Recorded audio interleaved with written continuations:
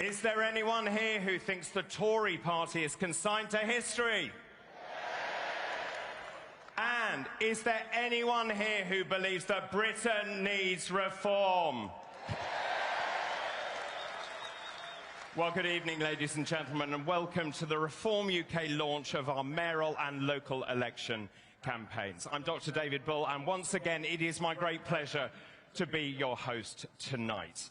The scale of this event cannot be underestimated. We have had a meteoric rise. Here in Birmingham tonight, we have thousands of people who have packed into this hall because they believe that Britain deserves better. And this event is going to send shockwaves through the political establishment because it is the largest political conference since the Second World War.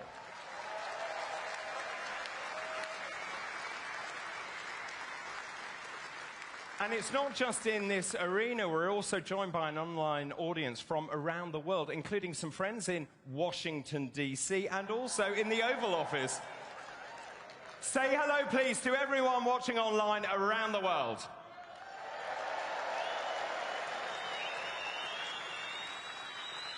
Now, I've said this before, but make no mistake, we are the fastest growing political party in the United Kingdom and in British history. When I stood before you at that conference, our annual conference in September, we had 80,000 members. And just work this out. In 6 months, we have added another 139,000 members, bringing us to a total membership of just under 220,000 members.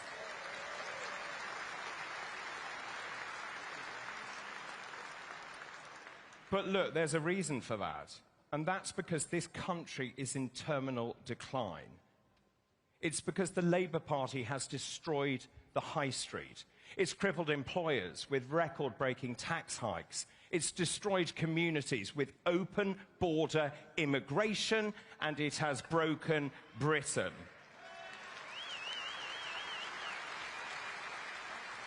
Now, at the moment, we are riding high in the polls. We are consistently polling in first and second place across the board. The one thing that stands out to me is that we are on the ascendancy as the other parties crash and burn, and we haven't even got started yet.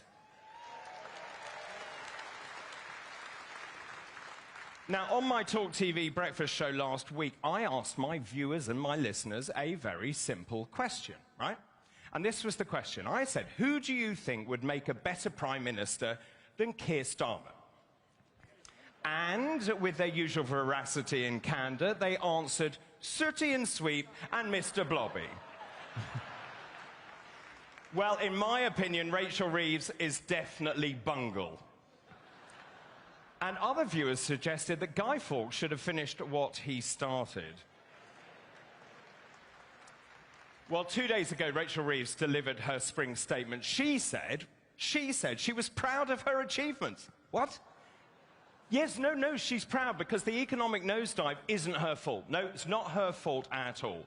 She blamed the economic downturn on global factors. Yes, that's right, global factors, not her own ineptitude.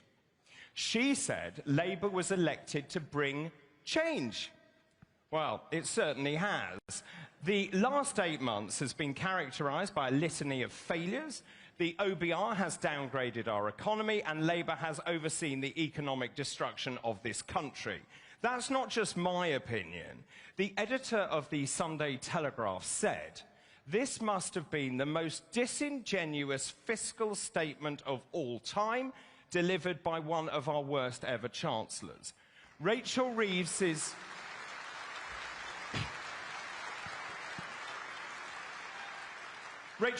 speech was an exercise in make-believe, a painful collection of cliches and distortions, a grotesque attempt at pretending that all is well as the economy careers into the abyss.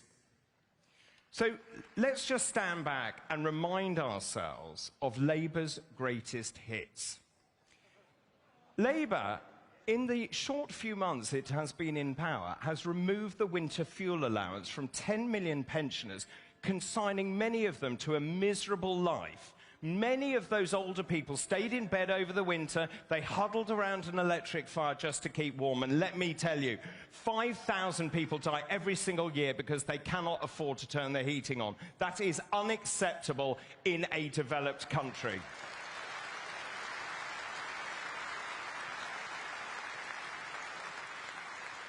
Labour also cut welfare benefits for the disabled, which is cruel and it is heartless. They hammered farmers with their inheritance tax, which will destroy family farms and damage our food security.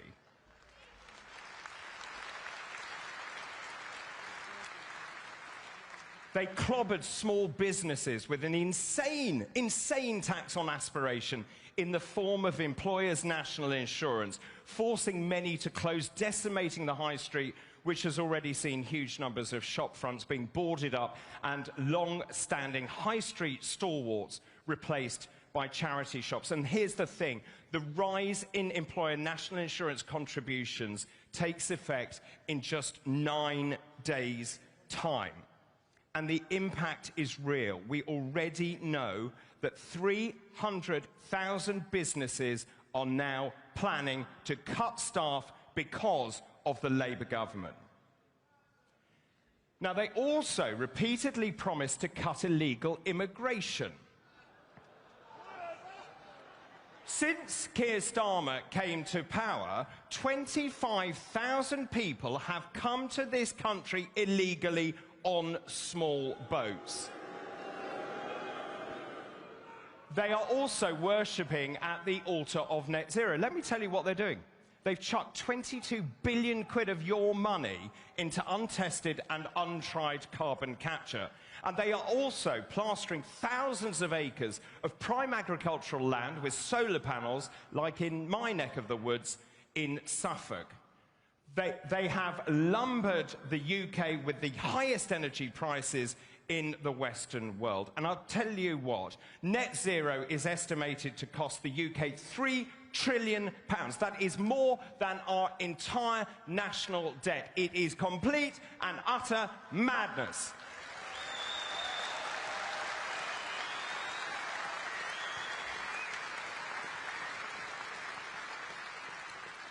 I can just tell you some breaking news. We've just gone over 220,000 members. And it's still climbing. Let's talk about public sector employment. It's ballooned under Labour. It's reached its highest level since 2011. Since lockdown, there has been an increase of, wait for this, 500,000 public sector workers, and yet public sector productivity is 8.5% lower. A whopping 6.1 million people now work for the state, according to the Office for National Statistics. And the government has splurged money on the public sector and, of course, their union chums. And now we hear today that Angela Rayner's own staff have now voted to strike over demands that they actually bother to come into the office 3 days a week. The Housing Secretary is obviously planning to give more power to the unions, and quite frankly, we are a basket case. This is the truth, though. Labour lied. Labour lied its way into power. It lied to farmers.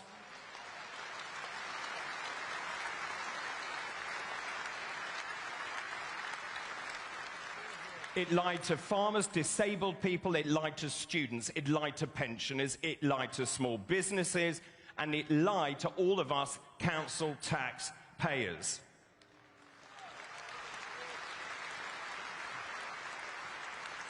Now, if you remember, Keir Starmer repeatedly promised that council tax would not go up.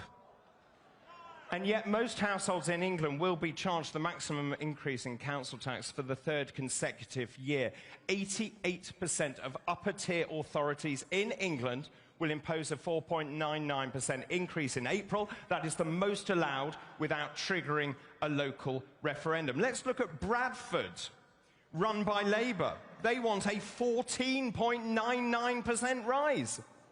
Let's look at Hampshire, That's a Conservative-run council. 14.99% rise. But the icing on the cake has to go to Windsor and Maidenhead, which is run by the Lib Dems. Who? The Lib Dems. They have asked for a staggering 25% rise. And that is why these elections are so important. It is paramount that Reform UK does well. We all know, everyone knows this, that our local areas are in free fall. Council tax is rocketing, services are being decimated, council officials are paying themselves vast salaries, often in excess of £200,000 per annum, which is more than the Prime Minister, whilst services nosedive. Now, the pathway to government, as I keep saying, is for Reform UK to do exceptionally well in the local elections. And I believe, and I truly believe, the government is frightened of us. They have denied the vote to 5.5 million people in the very places, what a surprise, where Reform UK is predicted to do well. And I'll tell you what, the public is crying out for reform. So we have promised that as we take control of local government, we will carry out root and branch reform. We will ensure that council taxpayers receive value for money. We will fix the potholes, and we will restore the high street.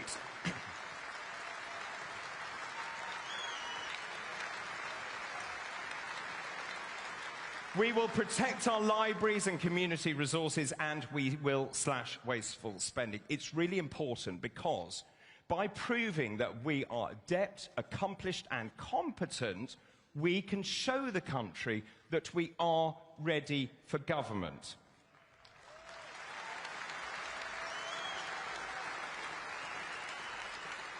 And look, here's the thing. The electorate has nothing to lose, because Einstein's definition of insanity is doing the same thing over and over again and expecting different results. So, if you vote for the same political parties and expect change, you will be sadly disappointed, to put it mildly.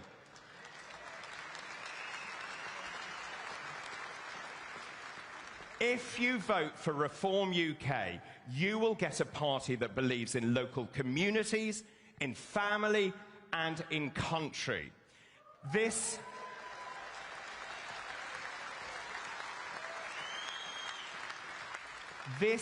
is a party that believes in unleashing the vast untapped potential of the United Kingdom. And that is why we are all here today, because we believe in the future of the United Kingdom.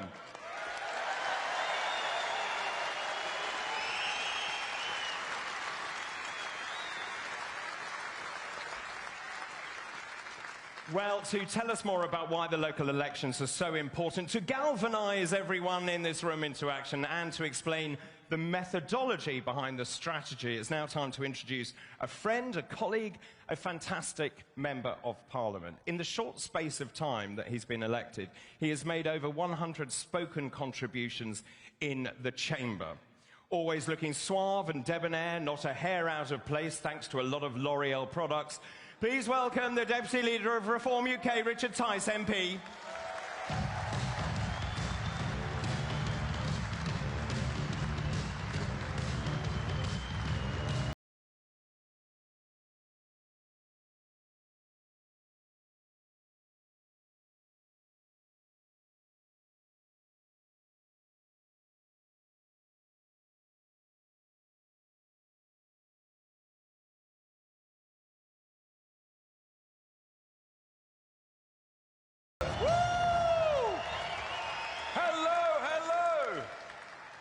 Goodness me, what a party. Isn't he a brilliant compere as our David? He's like the modern version of Larry Grayson from the Generation Game. What a party. This is truly incredible. I want to say a big, big hello to all of you. I suppose because I'm a generous chap, I probably ought to say hello to those characters outside. Them out there, that's what you call a protest group. A rabble. We in here, everyone, we are a serious political party. We are not messing around.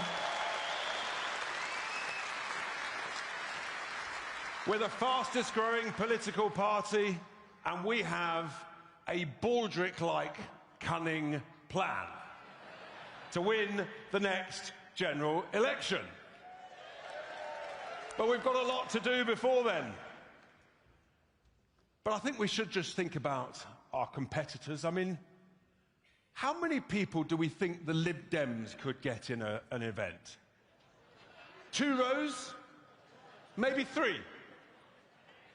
What about the Tories? Maybe they could, do you think they could do 6 rows? Maybe 7?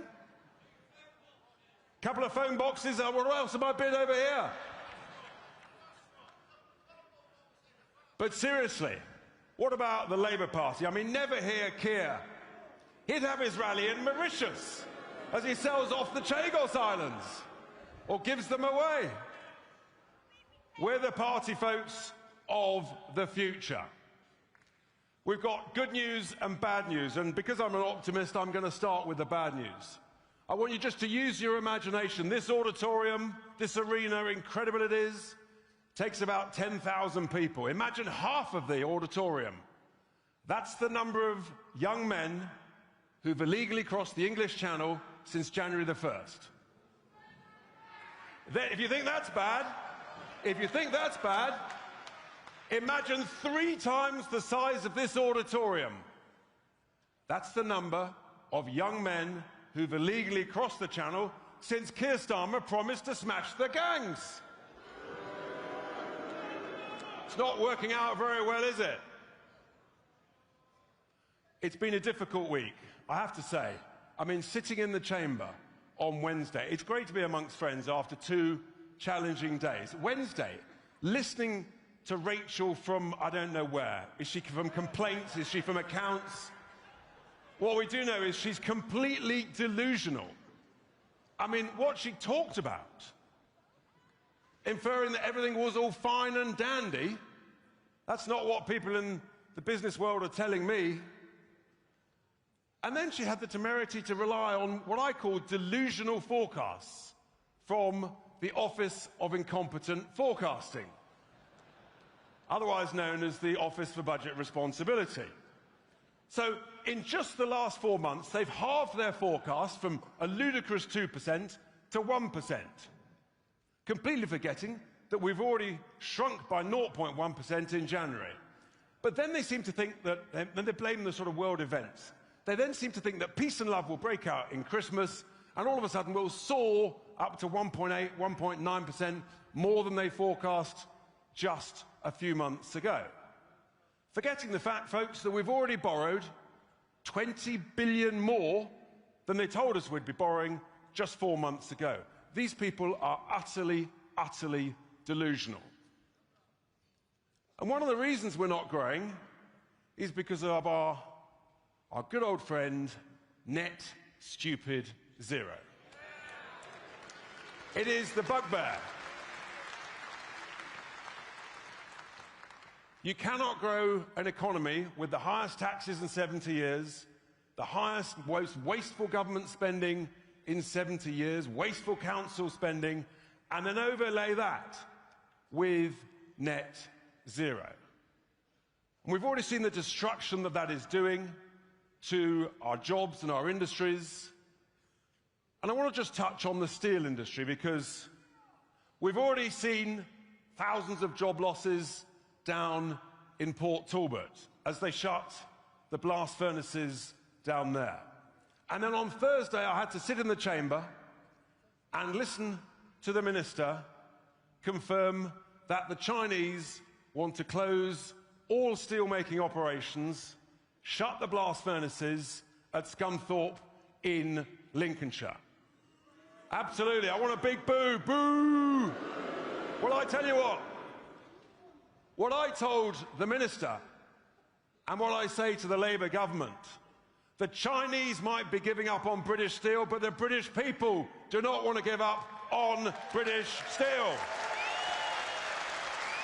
So I said, oh, and by the way, I gave a press conference exactly 5 years ago in Scunthorpe, and I said to the Tories, I said, don't sell British steel to the Chinese. What do? They sold it to the Chinese. We actually should turn this negative into a positive, is what I told the Minister.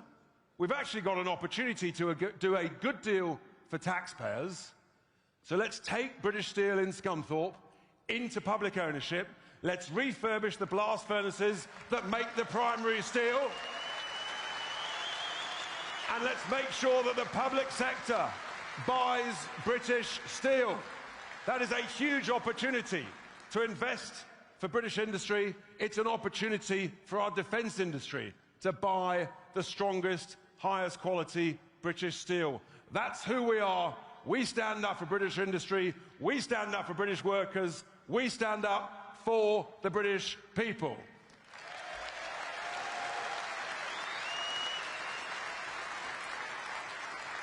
I mean, you really couldn't make some of this stuff up. The waste, we see it at the national level.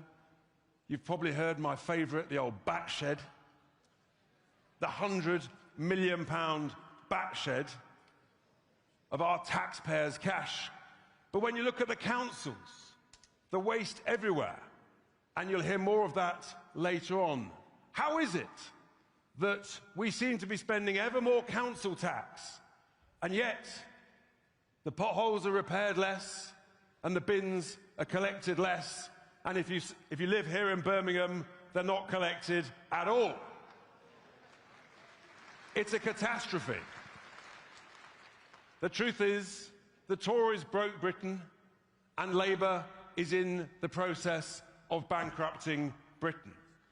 We cannot keep spending more than we're earning, because if you do that at home, you go bust eventually. If you do that at work, eventually you go bust. And folks, if we keep spending more than we're earning as a nation, we will go bust. And the markets responded very badly to Rachel's spring statement. The cost of government borrowing on a 10-year or 30-year basis is the highest it's been for about 15 years. That tells you something. We cannot keep going on like this. The truth is, the absolute clear truth is, timing, the secret of great comedy. I couldn't possibly comment, sir. I'd get in terrible trouble from the woke police. But the truth is that this great country of ours, it's in serious trouble. But the good news, folks, starting with these elections, is that we can turn this around.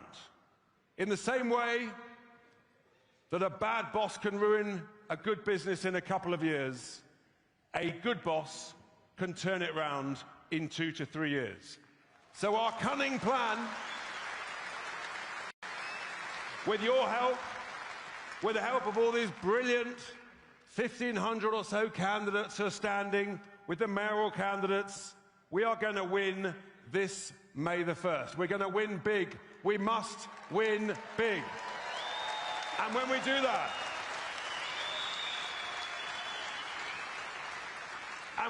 that, folks, we can then do a proper job, and if we're lucky enough to actually run whole councils, we can show that we can do a great job, bringing in a fantastic team of experts, root and branch, line by line, a sort of county-by-county equivalent of a Doge, maybe is what is required in this country.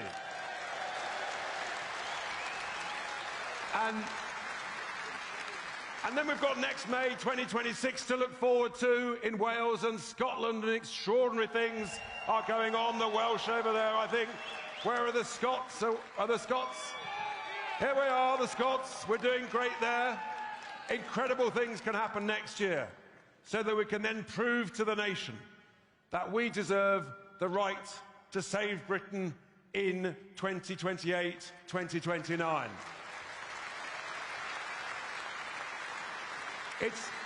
No one's saying it's easy, but what I want to hear from you, as I conclude, I want to hear from you that you believe that we can save Britain. Can we do it? Do you want to grow Britain again? Do you want to make Britain great again? And do you want to make our brilliant, strong leader, Nigel Farage, the next elected Prime Minister of the United Kingdom. Then let's do it. Thank you very much.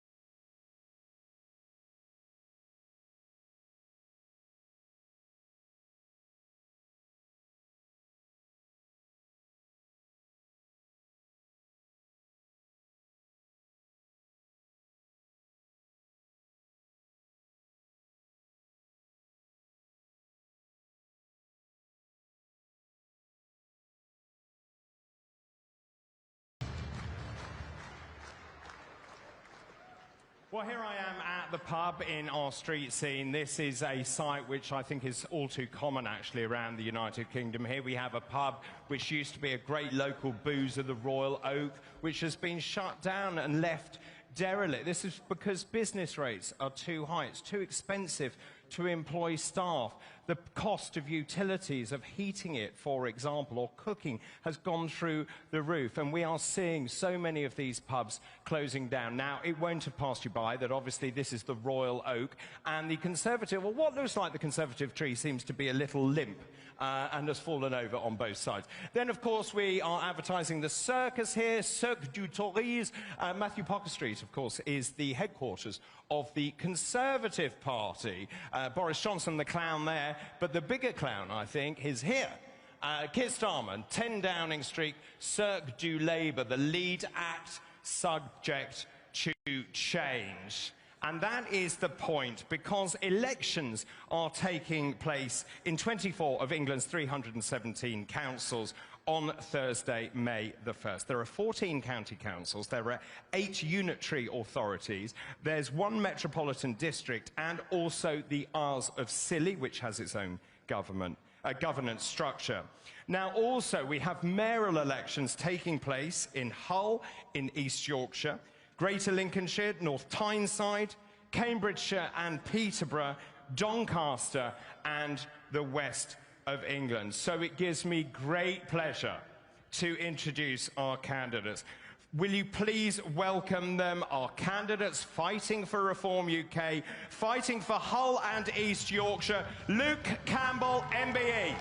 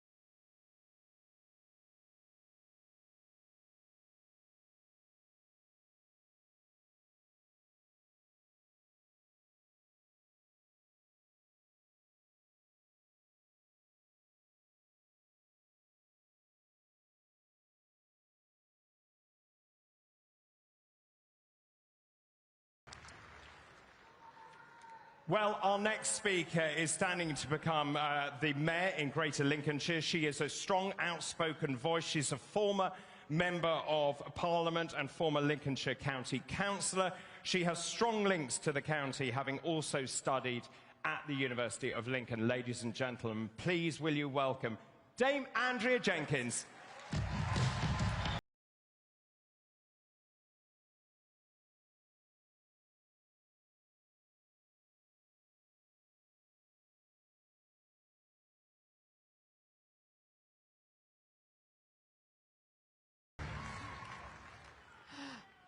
Wow, what a crowd. This is amazing. You are all the true Spartans of politics. And we're united because everyone here, we're all trying to save our country. Reform will save Britain, and Nigel will be Prime Minister. We are at that turning point. People are waking up to the fact that the old two-party system has failed you. Labour and the Conservatives have failed you. The state and the civil servants have failed you. And now it's time for reform. Reform will heal, build and restore Britain.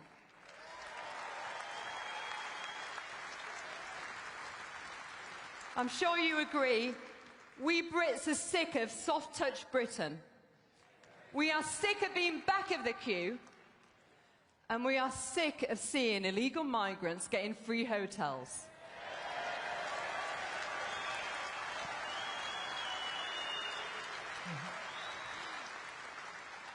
And did you know that a Conservative-run council, even out of taxpayers' money, funds driving lessons for migrants? That actually happened. But now it's time to put the British people at the heart of our policy decisions and in all that we do. The rebuilding starts now, so please get behind every reform candidate who's standing in these elections.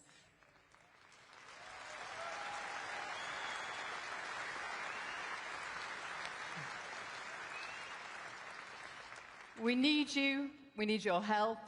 We need your support and we need your vote. And I've got 500,000 leaflets if you want to come to Lincolnshire and help me. Now it's time to stand up, to be brave and to be counted.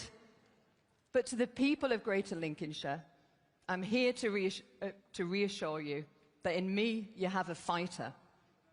As an MP, I was always outspoken, a disruptor, and I always did what I believed in. I called for Theresa May to resign to fight for Brexit.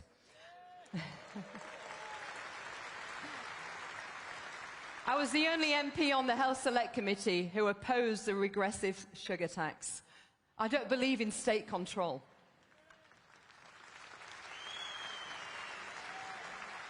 I was one of the first MPs to state that there's only 2 genders.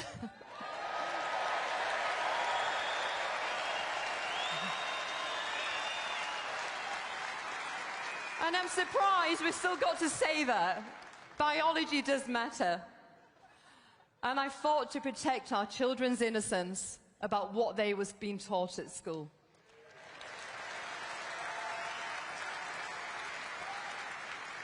Now, I called out the effects of illegal migration on Britain.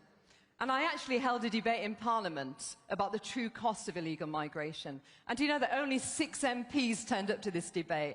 So thank God we've got reform MPs now.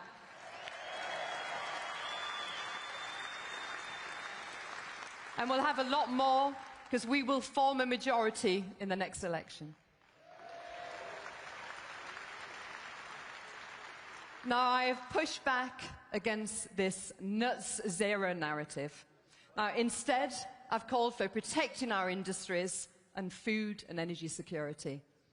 Now, nearly 2 years ago, I held a petition to leave the European Convention of Human Rights with a compost. I got 50,000 signatures. But do you know something? Still, the government would not listen. But now, ladies and gentlemen, we have Reform, who is listening.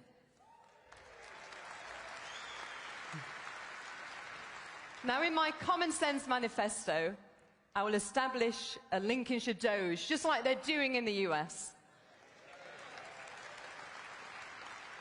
I want to stop unnecessary roles like diversity officers. I will root out woke waste.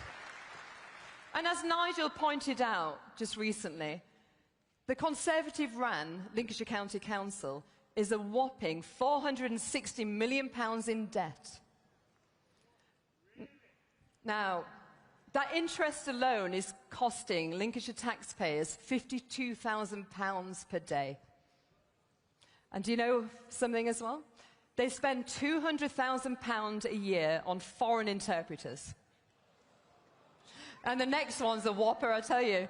£50,000 for a green ambassador. And every Conservative council across the county has raised council tax. But this must stop. I will root out this waste, and I will ensure that every penny of your money goes where it's needed.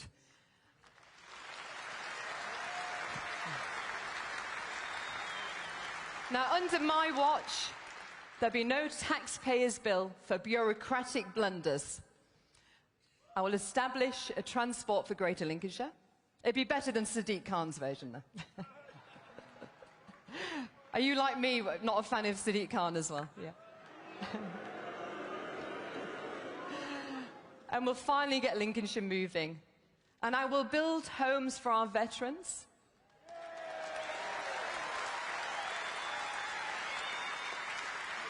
Because they fought for us, and it's time that we fought for them.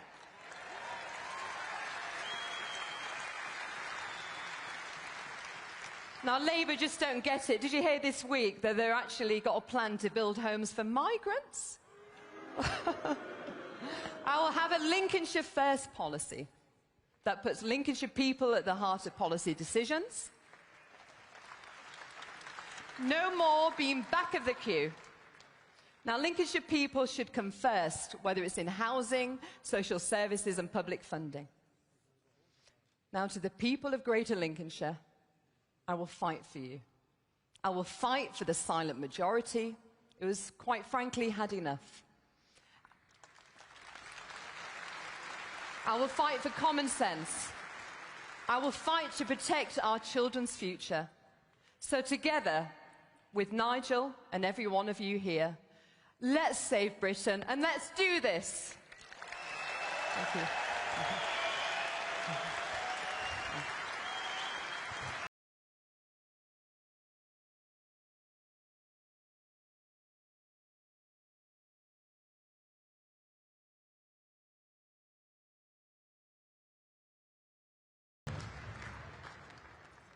No, Nigel, I'm busy. I'm busy at the moment. Sorry. Let me just tell you, by the way, this is an iconic piece of British furniture, isn't it? I think you will agree. This is a K2 red telephone box. It was actually designed by Sir Giles Gilbert Scott, who was the son of Sir George Gilbert Scott, who was responsible for many of the wonderful masterpieces, the architectural masterpieces in Bristol. Well, that brings me rather nicely to the next mayoral candidate for the West Midlands. It gives me great pleasure to say that I'm going to talk to him now. Ladies and gentlemen, please will you welcome Aaron Banks.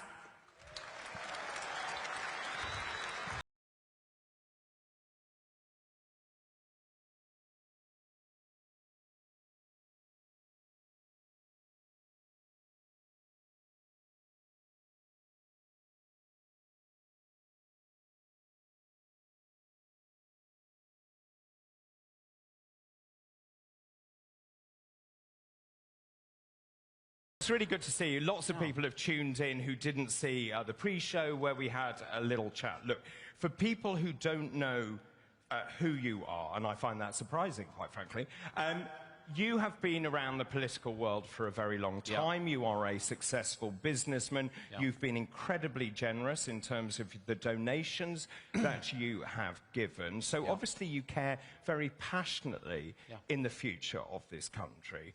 So why would you want to get involved on a local level by becoming a mayor of Bristol, which is a beautiful city, by the way, but is not fulfilling its potential? Well, it's my area. I mean, Bristol is riven with fraud, corruption, all sorts of issues. It's run by the Labour Party, the Greens. We've got we've got the Liberal Democrats in Bath, and it's an area that's underperforming. You know, it's a beautiful area. It brought the World Concord, the suspension bridge, yes. SS Great Britain, Great Western Railways, fabulous area. But it's lost its way. And I think that this is one of the issues. When Nigel asked me to do it, I was in a cricket match in South Africa, drinking a glass of white wine. Wasn't just one, was it? You know, but when the boss phones you and says, you've got to do it, you've got to do it, right? I mean, well, it's a great point, actually. Do you have to do it? Because obviously you could have said no. I mean, I know he's very persuasive, as he was when I stood in the European elections. But, but is this a challenge you relish? Because this is where you can actually put your own prints on this. You can make this happen. I think this country's in all sorts of trouble. I mean, it really is. I mean, if you look at where we are financially, the Conservatives have run up a debt of £2.8 trillion, another 2.2 trillion in unfunded Ponzi schemes, pension Ponzi schemes. The country's bankrupt, and at a local level as well. We see wastage and we see money being spent on stuff that you just can't even believe. When I started to actually look at the mayor of the west of England, I mean, the guy spent 1.8 million quid on personal PR. What? He put it, yes, 1.8 million pounds on personal PR. And when I tried to find him on Twitter, he had 173 followers. So, I mean, he needs his money back. He needs his money back, and he needs new advice. Yes, he does. But then you delve down into it and you see, well, what was his big idea? And his big idea was he was going to turn the bus service into a green bus service. So he spent 40 million quid with green buses. He then spent 100,000 quid on renaming the green buses from the original name. And then he ran out of money. Funny that. He ran out of money, and a good socialist, he then cut the number of bus services by half, having spent all this money on this kind of project. And it goes over and over and over again. I mean, believe it or believe it not, there's an actual programme that they spent £5 million on to investigate how to better get around the region. In other words, I don't know how, but to investigate different ways you could travel around the region. Well, how about putting on decent buses, rail services, things that people want or need?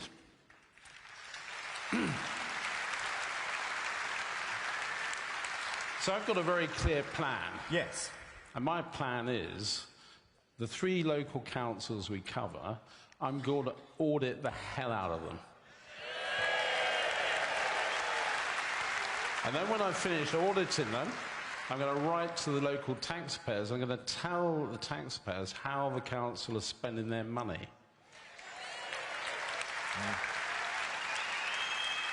And then what we're going to do as a reform party, we're going to back investment, we're going to back innovation. I mean, Bristol was the home of innovation, with Concord, all these different things.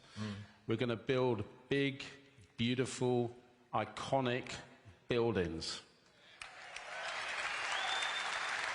And then finally, we're going to take the statues out of the river in which they were dumped. We're going to put them back up.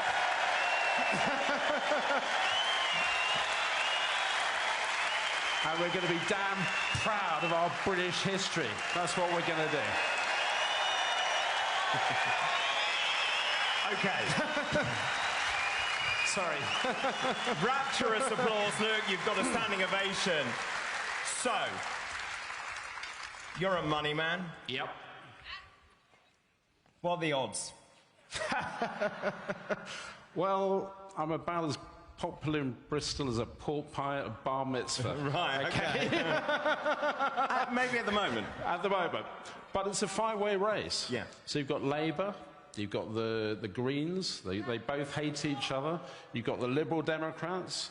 You've got the bloody Conservatives. I mean, I hate these people. And by the way, when Nigel asked me to stand, he said, look, can you just do me a favour, Aaron? He said, can you stop saying you want to destroy the Conservative Party? And I said, well, what do you want me to say? And there was a like 10-second gap. And he goes, well, can you say you want to replace them? I said, well, I'll stick with the destroy, thank you very much. Well, look, I think I speak for everyone here when I say we wish you a huge amount of luck. Thank you, David. It's going to be fantastic, Yeah. and I'm sure you will win. Ladies and gentlemen, Aaron Banks. Thank you. Cheers.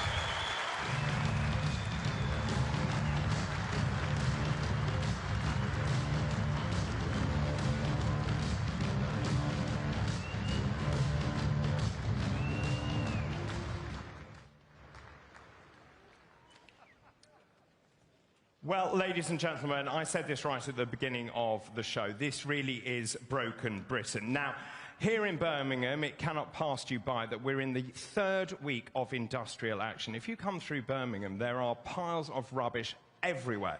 All over the streets, there are rats everywhere, vermin-infested streets, and many people in this community are deeply concerned not only about the unsightly look, the smell, but also the profound impacts that these are having. As you can see, this is a scene of a typical Birmingham street, and we are being told that there is an epidemic of vermin here on the streets of Birmingham. So let's just have a look at what we might find in these bins. Oh, hang on a minute. Oh, it's Rachel Reeves's CV. Well, she was never an accountant, was she? Oh, what's this? Oh, it's Lee Anderson's TV licence that has been torn up. Oh, well. And so, as you can see, that is a scene from what is going on here in Birmingham.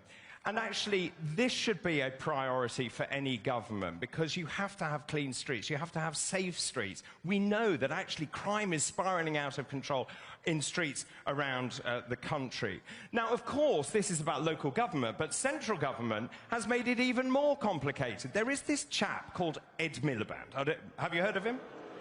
Yeah. Now, Ed Miliband, or as I like to call him, Mad Ed, is obsessed by net zero. He is throwing so much money at net zero. In fact, and I mentioned it earlier, the cost of transitioning to net zero is actually so large that no one actually knows what that number is. And that is the insanity that has affected Ed Miliband. Now, here's a really important point for the local high street, because Ed Miliband's net zero means your local fish and chip shop could be forced to close. And that is according to the trade industry. The reason for that is because Ed Miliband's department can't actually tell us, when we ask them, how much it would cost to actually convert the appliances used to cook fish and chips into electrical appliances. He hasn't a Scooby-Doo. Now, also, if that wasn't bad enough, under the dystopian government that we currently have, officers enforcing Angela Rayner's great idea of Labour's workers' rights, they will now be given the power to enter people's homes, wait for this, seize their goods and their documents and their laptops. They can investigate potential breaches of the law, and essentially the Labour government has given them the same powers as police officers. That cannot be right. There is no doubt we are sleepwalking into a dystopian society where we are not allowed to think freely or speak freely or have conversations that you or I might have in the pub about unfettered immigration, levels of immigration into this country, putting huge pressure on public services, on housing, on GP practices, and we need to talk about it.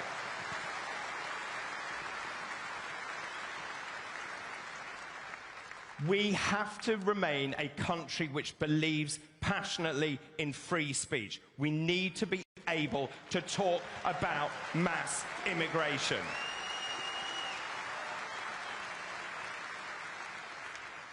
Well, one man who is never afraid to say what he thinks. He is the Chief Whip of Reform UK. Ladies and gentlemen, please welcome Lee Anderson MP.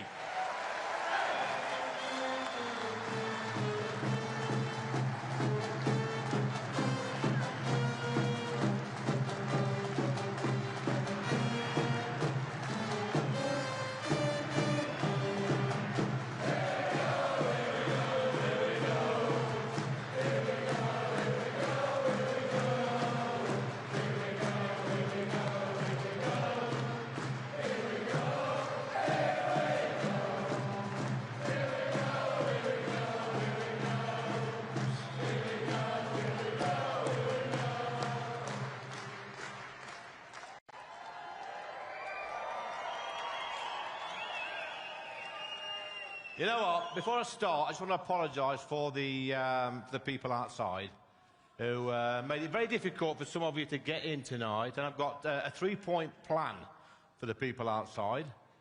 That's get a life, get a job, and get a bloody bath.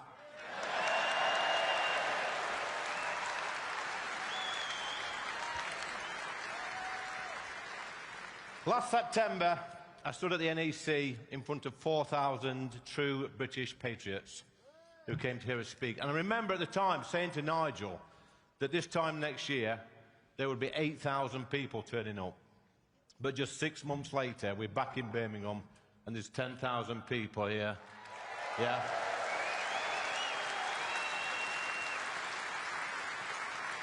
Backed up by a membership army of 220,000 people.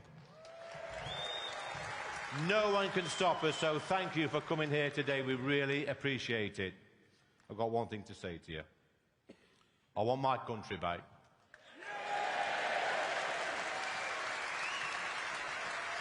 Do you want your country back? Good. But what does that mean? It means... Exactly. I want a country where people can book a same-day GP appointment. They can book a dental appointment. They can feel safe on our streets. They can be confident that our borders are safe. They don't have to worry about paying for the fuel bills. They should not be scared to speak their minds. And finally, I want to live in a country where our kids can go to school and not be told they could be 72 different genders.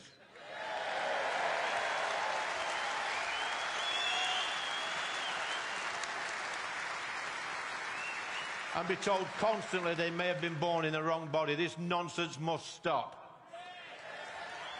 Some of these teaching unions have got a lot to answer for. We've just learned that the National Education Union is to demand that pupils are taught about the dangers of voting for Reform UK. Yeah. Shocking. These are the same people who say nothing when 6'5" drag queens with feet like barges enter our schools to read stories to 5-year-olds. I do not want conference, our schools to become freak shows. School should be a place of learning, and if these unions are intent on poisoning our children's minds, then mark my words. When we're in power, we will root out these Marxist agitators and expose their madness.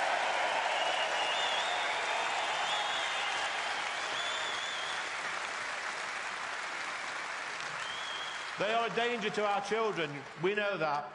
Conference over the past 1,000 years, this great country of ours has led the world in science, innovation, technology, medicine, culture, democracy, and we've invented over 50% of the world's inventions. Yeah, it's true.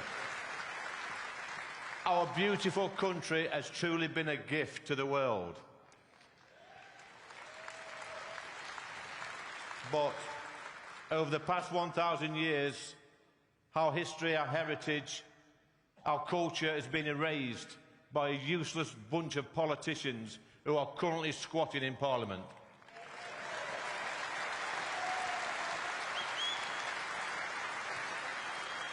Over the past 30 years, successive governments have systematically given large swathes of our country and our society away to people who just do not like what we stand for. These spineless, weak politicians allow people who hate us to rip down statues, cancel our historical heroes, and they continually apologise for our past. And you know what? Anyone who speaks out against this nonsense gets labelled a racist. But have no fear. Reform UK are here. We're going to rescue this country.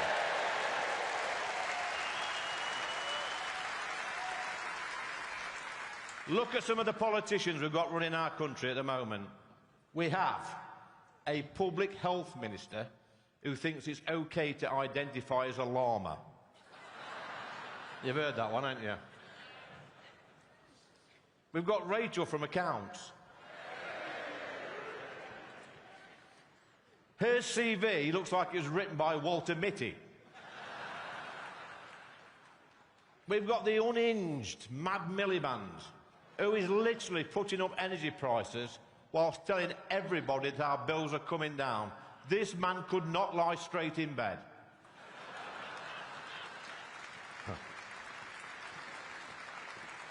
We've got a business secretary who says he was a solicitor. He's never qualified as a solicitor. And don't start me on David Lammy. We're not going there tonight, I'll tell you that. I'll tell you what, guys, in my opinion, this is the most dishonest and incompetent bunch of politicians I've ever encountered in all my life.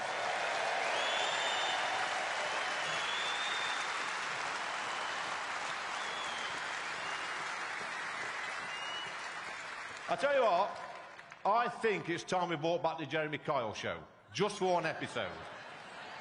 We can get all these Labour MPs on the show to explain how their policies will improve our lives. Can you imagine Jeremy Kyle saying, do not go away, because after the break, we've got the results of the lie detector test.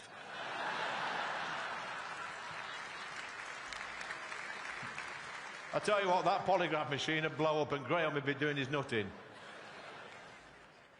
Ed Miliband, he keeps banging on about net zero. I'm fed up of hearing him. He thinks it's a good idea to stand in the middle of a field, playing his ukulele and singing about wind energy. Well, let me tell you now, if he was caught doing that in Ashfield, he'd be carted off to the funny farm. True. Then we've got that no-brainer, Angela Rayner. She gets on my nerves. She keeps banging on about Islamophobia. She's even set up a committee that will take 6 months to come up with a legal definition of Islamophobia. Well, conference, I can save her the trouble. There's no such thing as Islamophobia. It's a made-up word by Labour politicians who are scared of losing their safe city seat.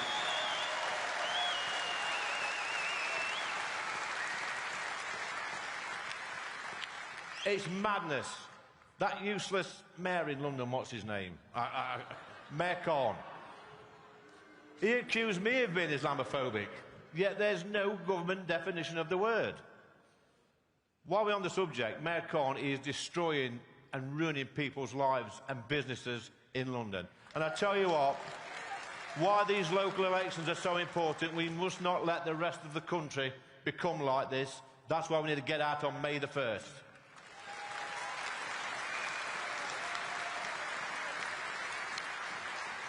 Here at Reform, we're not bothered about your colour of your skin, your religion, your sexuality. We just want people to live a happy and prosperous life in a safe and tolerant country. What is wrong with that?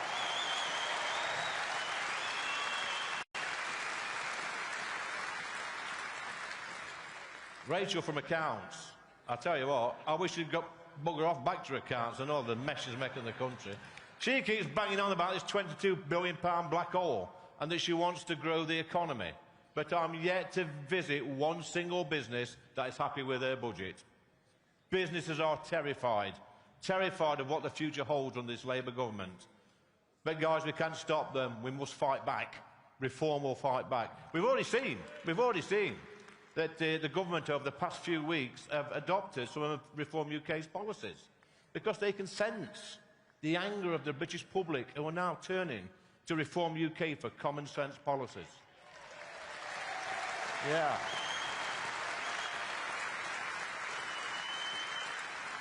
People are fed up with waiting hours for an ambulance that will probably turn up with a rainbow painted on it. What a load of rubbish that is.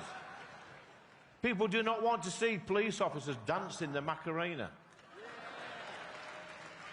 People do not want to see NHS workers wearing badges or lanyards that make political statements. They just want the NHS to do their job.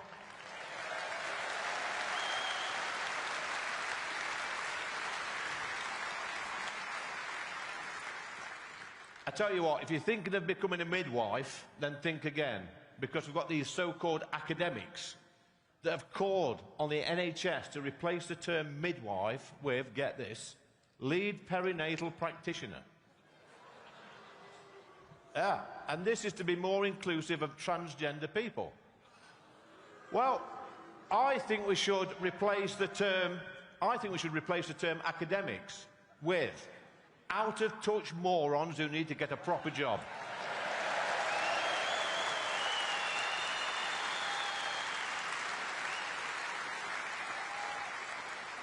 Communities all over the UK need our help. They are fed up. They're fed up with living in fear, fed up of living in crime-ridden communities where the police don't turn up anymore. But it doesn't have to be like that. But it will continue to be like that if we keep electing spineless, useless politicians. Our town centres are becoming no-go areas. Imagine going into your town centre and there's a gang of unruly-looking blokes drinking beer, swearing and being abusive. You turn round, there's another group making threats of violence and intimidating women. And then you turn around again, you see more undesirables arguing with the police and punching people. Sounds a bit like a Labour Party conference. But seriously, guys, this is happening in every town across our country, and it's stopping decent people from going across their business. But we can stop this. It takes political will and it takes courage. Remember the riots from last summer? Well, they were stopped pretty quickly. People were arrested, charged and put in prison within 10 days. And guess what? The riots stopped. And I know and you know that some of these people should not have been jailed. But my point is, it's true.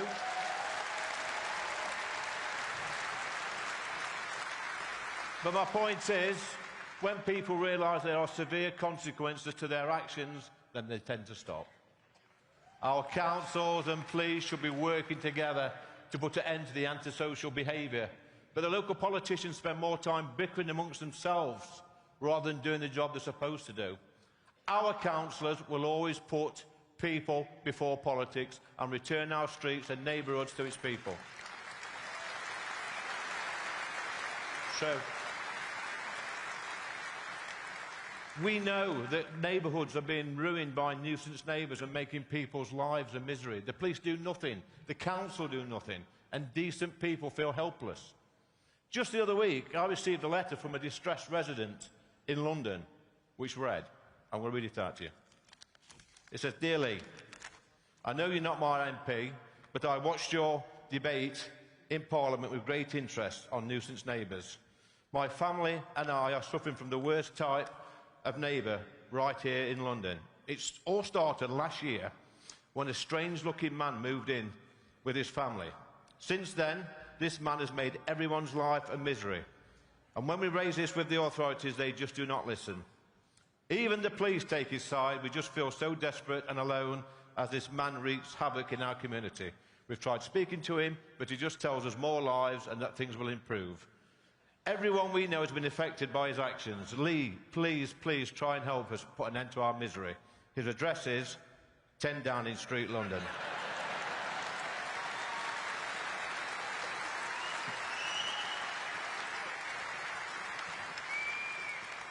Book Conference Reform UK have a huge advantage, and that is the thousands of people we've got out there pounding the streets, delivering leaflets and knocking on doors.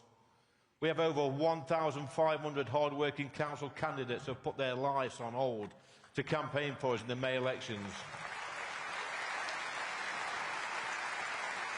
These are the true British heroes. I want to thank each and every one of you, so thank you for that. We have thousands of people who have never been involved in politics in their lives, and they've stepped forward to fight for our great country. Old people, young people, from all different backgrounds are now standing shoulder to shoulder in the battle to save our country. And history will remember these people who stepped forward in our hour of need.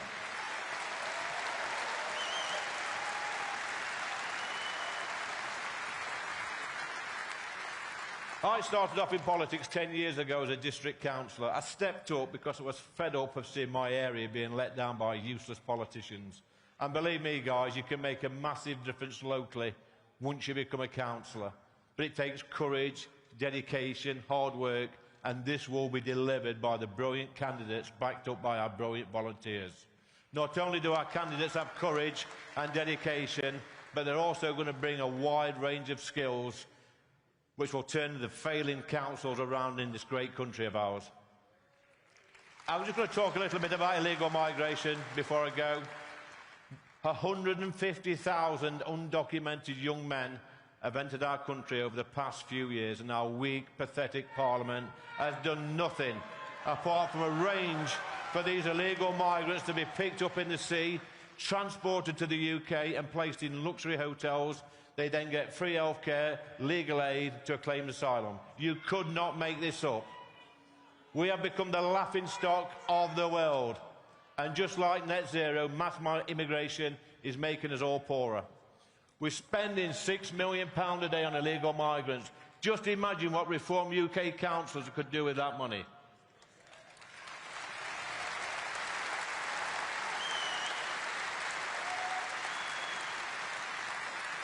The duty of politicians is to make us all feel safe, better off and spend our money wisely, but they are failing miserably, and it's high time that we kicked all of them out before they trash our country.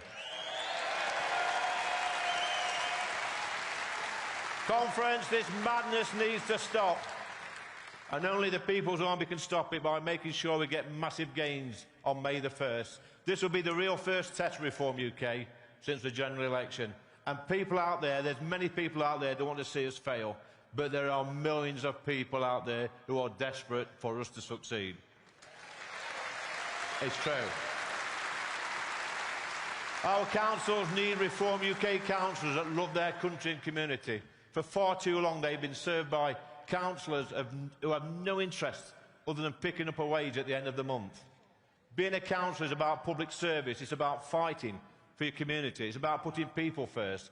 And it's about making sure that every pound is spent as if it's your own. And our Reform UK candidates will do this. Guys, we have about 5 or 6 weeks left now for May the 1st. And I know many of you in this room will be going out, pounding the streets, delivering leaflets, helping our brilliant candidates. We've got one crack at this, because next year we've got the Welsh and Scottish elections, and then we've got 2029, the general election, where we're going to put Nigel in number 10. But it starts on May the 1st. Thank you, Conference.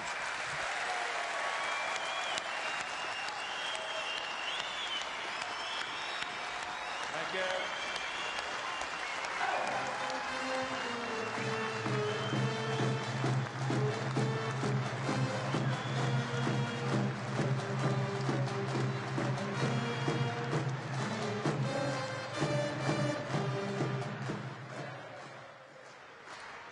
Well, the dereliction of the High Street is a travesty, and it's happened under successive governments. All of the stalwarts that used to occupy the High Streets have closed. The great department stores, people are not going shopping. It is not safe, as Lee said. Gangs of youths hanging around in our town centres. And have you noticed quite how many barber shops have sprung up around the country? Well, I'm standing outside one. This is, of course, I'll show you here on this board. This is Keir's Cut. This is Keir, who cuts everything apart from your tax. And if I turn it round, you can choose a hairstyle. Now, you could choose to look like Lego heads. Rachel Reeves. You could go for an Angela Rayner. You could have a Boris Johnson, who never gets his hair cut.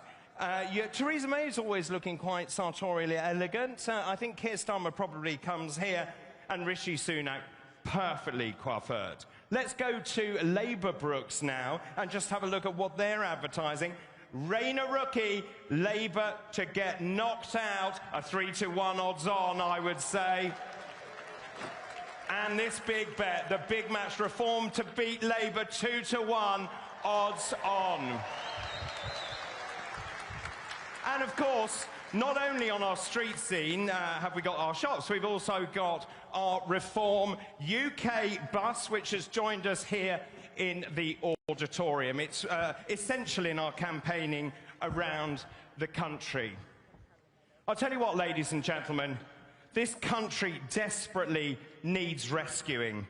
It is a sinking ship. It is being captained by a robotic pilot, £22 billion black hole, with no vision, no original ideas and no clue. Fixing the foundations, delivering for working people. The Conservative Party have become in freefall. They have a lazy leader. Apparently she doesn't actually like to have a meeting before 11 o'clock in the morning. She cannot land any punches. I'll tell you what, this country is sick and tired of two-party politics.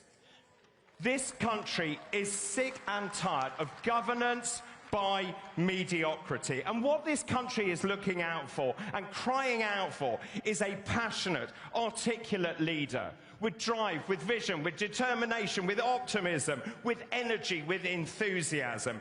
This country needs hope, this country needs change, this country needs reform, and this country needs this man. Now, let us just remind ourselves of the extraordinary political story that this man has undergone.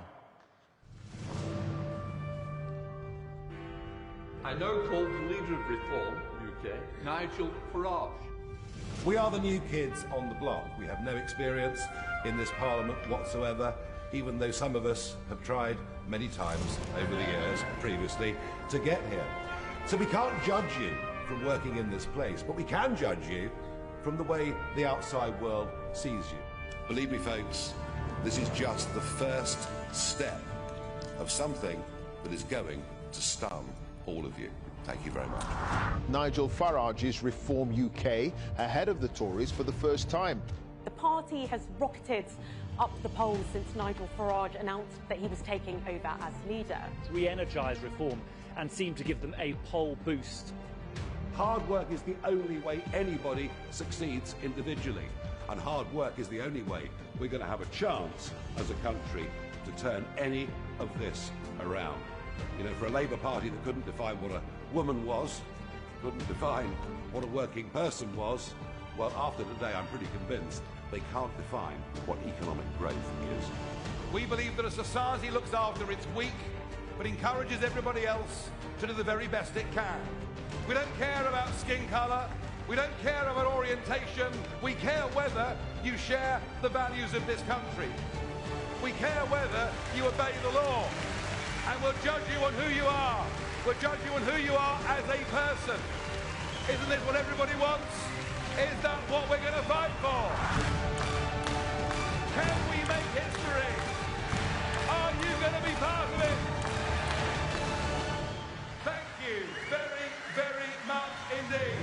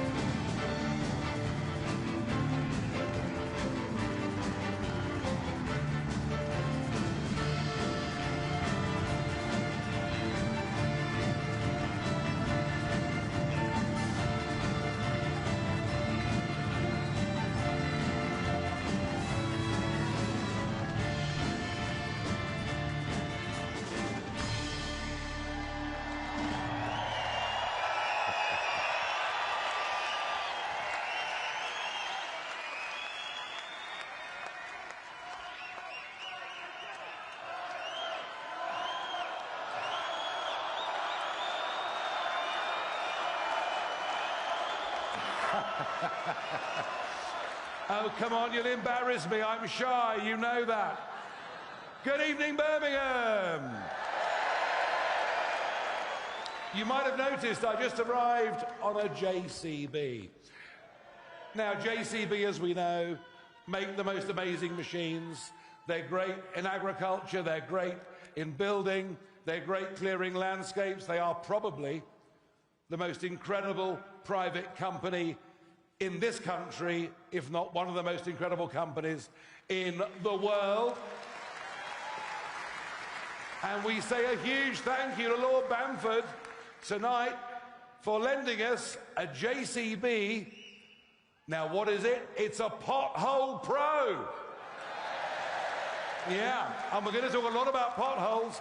This machine can mend potholes at half the cost that currently is being charged by other commercial operators. And aren't potholes just the perfect symbol of broken Britain? So I thought coming in on a JCB with a machine that actually works and that county councils should use if they weren't tied in to 5- and 10-year contracts with inferior providers. But we'll fix that, won't we, when we control those county councils. So yeah, let's fix broken Britain, and let's start by making sure that reform local governments mend the potholes. Now look, this must be the most ambitious launch of any local election campaign in history, nay, probably the most ambitious launch of any even general election campaign in history. And hasn't it been incredible? Incredible. Dr. David Bull leaves me in awe. His timing, his humour, his use of these incredible props around the stage. David, you have been absolutely brilliant. Brilliant. I've never said that to him before, and I probably won't say it again, but he's been brilliant.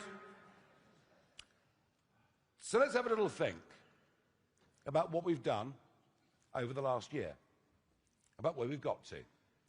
On March 28th, 2024, Reform UK had 25,000 paid-up members. Tonight, we have gone through 220,000 paid-up members. We are now without doubt, double the size of the Conservative Party and catching the Labour Party up first. And by the end of this year, I want us in membership terms and much else to be the biggest party in this country. That's clear.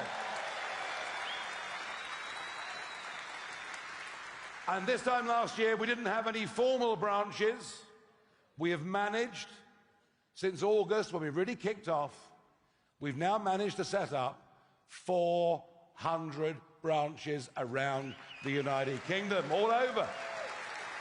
And you see, this is very important, because I said on the evening of the 4th of July, general election leading into the 5th at Clacton, where I got elected, having tried just once or twice before.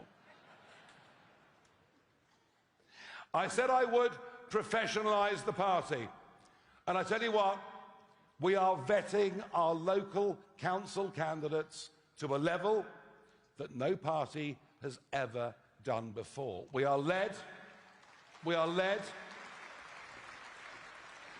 the office by a young staff, all of their middle, late 20s, who are so dedicated and so professional that even when they got the call from me on the 23rd of December to say, sorry, boys and girls, but I'd like you to work on Christmas Day, they all did without hesitation.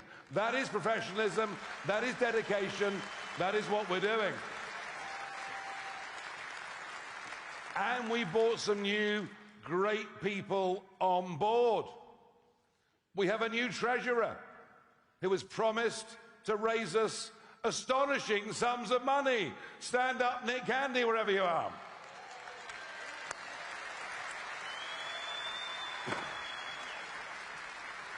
And I chose a young entrepreneur in his middle, late 30s who's got tech skills that most of us in this room wouldn't even understand, who's been very successful in business, to come and be the chairman of the party. And let me tell you, Zia has given dedication, hard work, belief, helping me, helping us do what we can do.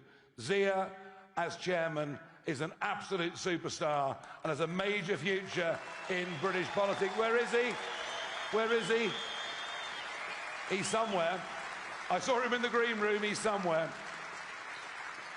I also said that I would democratise the party. Well, we've got a new constitution that was approved at the Birmingham conference. And there was much criticism that I own 2/3 of the shares in the company. But I did that when the party was young and small to make sure it didn't get infiltrated and taken over by bad forces. I did it deliberately. But now I know. Now I know this is now a mature grown-up, and the shares that I owned in Reform UK, I've given away, and you now own those shares as I promised I'd do. You own it. And we will, once May the 1st is out of the way, hold elections to have our first elected, organised board, professional board, that runs this party. I've kept every promise I made in the run-up to that general election and since, and I hope you have faith in me to believe that when I say something, I mean it and I keep my word.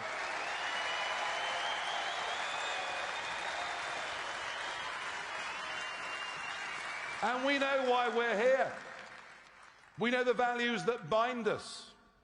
And the remarkable thing about Reform is we cross every single segment of the British population.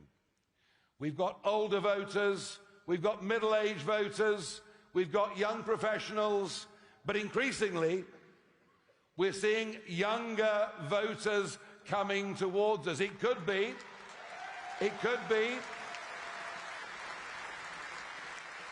maybe something to do with TikTok. When I'm met by protesters and I go, boring, boring, boring, and the kids love it.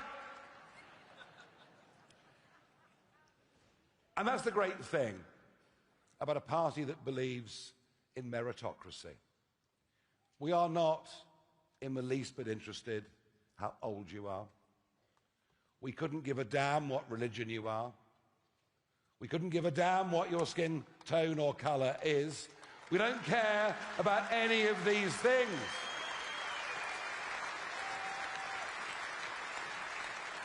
We don't care about your gender. We don't care about your sexual preference. In fact, we'd rather not know, to be frank with you.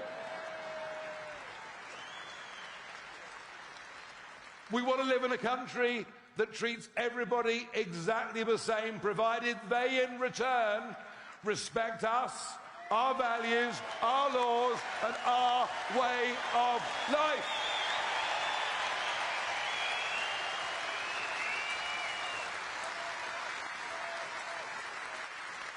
So let's make this clear. I didn't come out of retirement last year with a few weeks to go before the general election. And by the way, I didn't need to. Life was going pretty well. Good job at GB News, who I think are a great broadcaster. I turned 60. First 2 grandkids were born. I was going back and forth to America because I've got some friends over there. One of them's quite influential. I didn't come back into this because I needed a career. I don't need a career. I don't need a job. I came back into this because I genuinely believe, and Aaron Banks touched on it earlier. Isn't it great? Aaron Banks, our candidate for West of England Mayor. God. The Guardian will be choking on their bran flakes tomorrow morning. I can't wait. I think the BBC might struggle a bit too. Oh, and Channel 4 News and many others. Now, I came back into this, as Aaron touched on, because I genuinely believe that if we don't arrest the level of economic and societal decline that we are rapidly going into, that within a few years, this country won't even resemble anything that we've grown up with, that we love, and we're happy to share with others.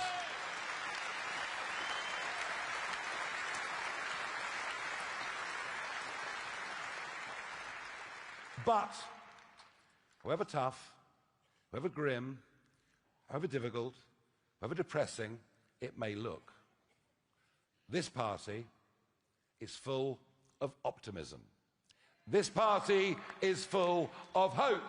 This party is full of people who believe we can turn this around and get our country back on track with the right leadership, with the right politics, and we're determined to do it. Now, in life, it's quite important to be lucky with your opponents. Napoleon once said, "Don't give me good generals, give me lucky generals." Well, right at the minute, I feel like a lucky general. Because we have a Conservative Party. Well, we used to have a Conservative Party who for 14 years gave us the highest tax burden that had been seen since the war, did not, despite the promise in 2019 of giving us the Brexit that we voted for, never actually believed in it, and whilst we left, they didn't give us what we really wanted.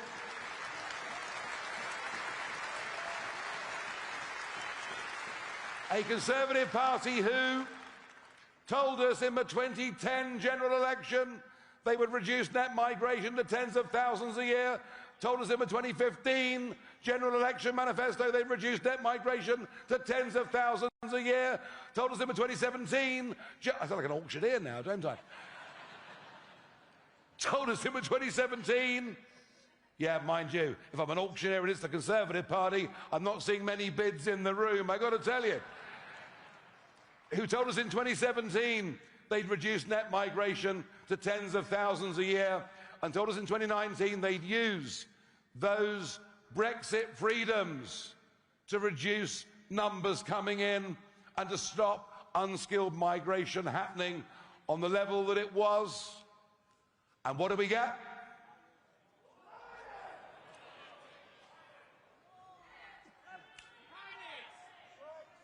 Keep it clean, come on.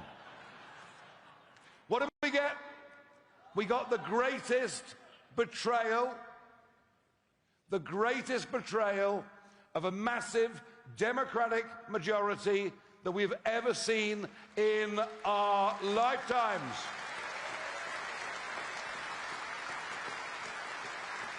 Net migration in 2023 alone is what net migration, not gross, net migration is 1 million people after all of those promises. And I believe the Conservative Party should never, ever be forgiven for that level of betrayal.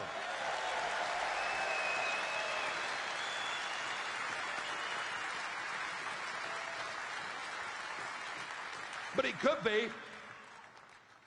be that we're even luckier with our Labour opponents. you remember the big promises? Vote for us. Energy bills will be reduced by £300 a year.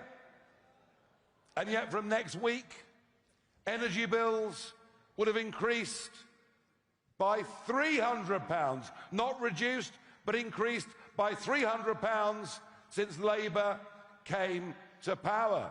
They told us they were on the side of business.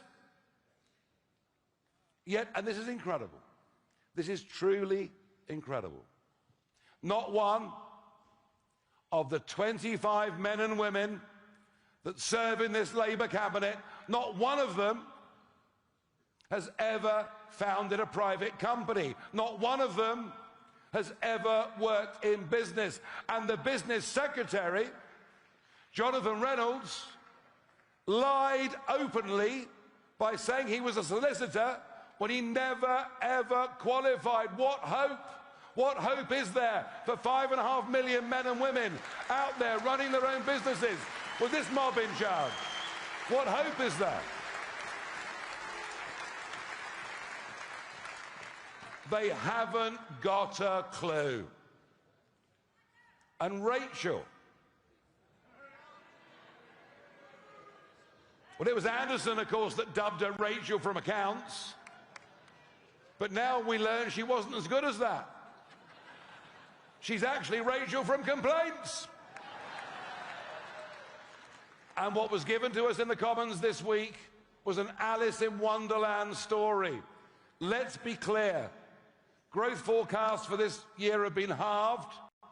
Without massive government borrowing and without mass migration inflating the population, the way we measure wealth on GDP is false.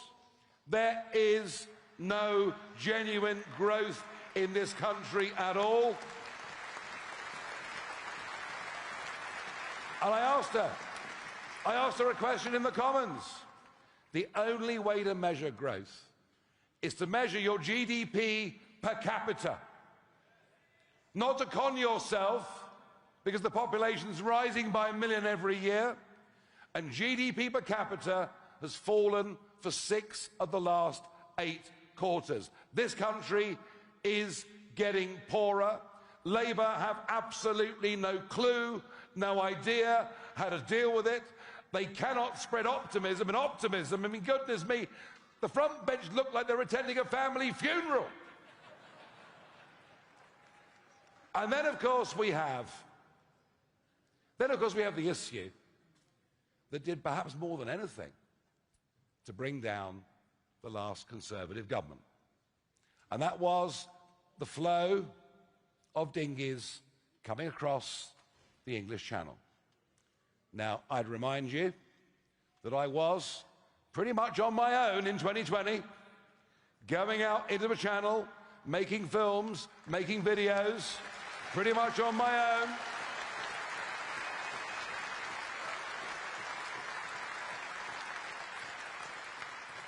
The Sunday Times said, what a sad, lonely, desperate figure I cut.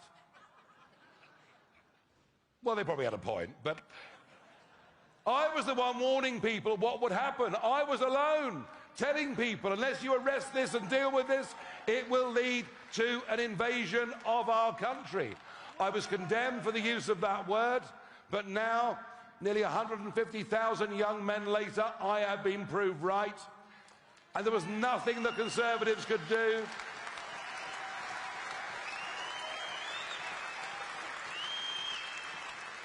The Rwanda plan was doomed to failure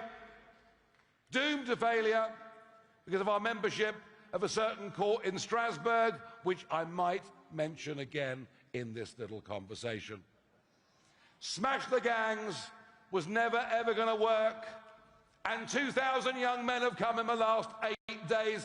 That is unacceptable at every single level. None of them should ever be allowed to stay in our country. End of. End of. It's outrageous. And Labour also faced some other challenges. You'll notice They're now trying to be a bit more careful. They're talking perhaps about cutting a few benefits. So rather than the benefits bill going from 70 billion a year to 100 billion a year in 3 or 4 years' time, it might only go up to 95 billion. I don't call that cuts. I don't call that dealing with it. But the Greens are not going away. There is a young generation of people who have been, frankly, indoctrinated at university, who think we're all about to fry to a crisp in the next fortnight, and they will go on voting Green.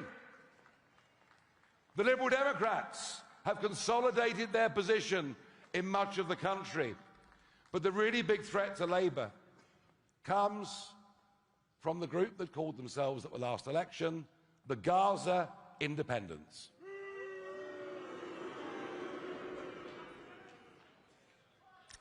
When I warned over a year ago, when I said that I believed that sectarian politics would come to England, literally nobody believed me. But it happened in the general election. 4 Gaza independents, in many cases fighting deeply unpleasant campaigns, won seats in Parliament from inner city constituencies. And I guess you can add Jeremy Corbyn to that lot and call them 5. Last night, in Redbridge, in East London, in the constituency of Wes Streeting, the Labour vote in a council by-election fell by over 40%. You might... No, wait for it. Where did it go? It went to a Gaza independent. And I believe in the next Parliament there'll be 25 or 30 people elected, and they'll come from the Burnleys, the Blackburns, parts of Leeds, parts of Keighley. This has all been caused by successive Conservative and Labour governments allowing mass immigration, I apologise, without integration. It has been irresponsible, it has been wrong. And I have been one of the few. I've been one of the very few people for the last 20 years. I've warned about this. I've been called all the names under the sun. We have, as I said earlier, no difficulty or problem with those from different countries or cultures or religions, provided if they live here, they live by our rules and our way.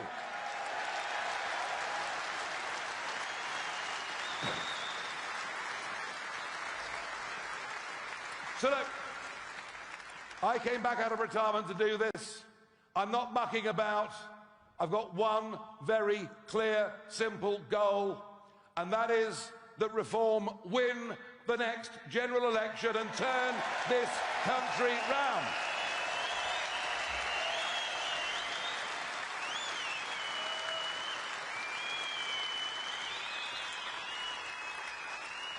And a Reform government will leave the European Court of Human Rights.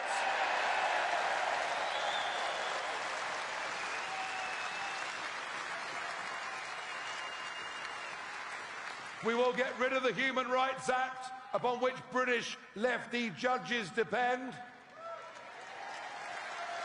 We will, to be clear, and by the way, if you read different on X over the last few weeks, sponsored by Indian bots, I suggest you ignore it. I will reiterate, nobody that comes into our country on the back of a lorry or via a boat will ever be given refugee status, will ever be given leave to remain. Nobody. Nobody.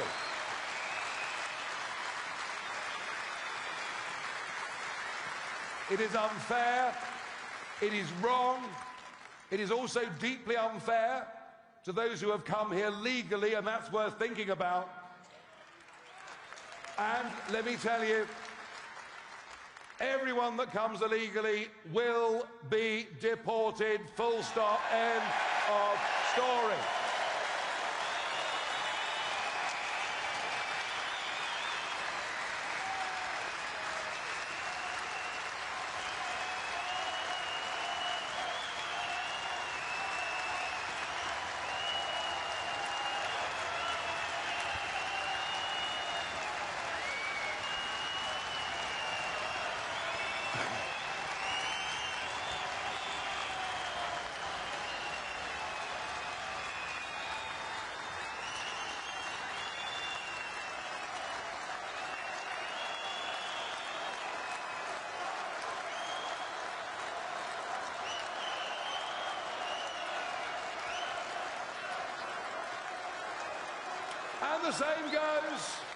And the same goes for foreign criminals. I am sick to death of Article 8 of the Human Rights Act being allowed for people to stay here who've committed heinous crimes because they have a right to a family life.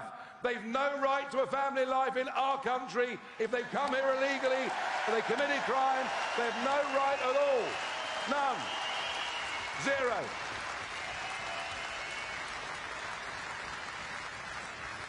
And we will end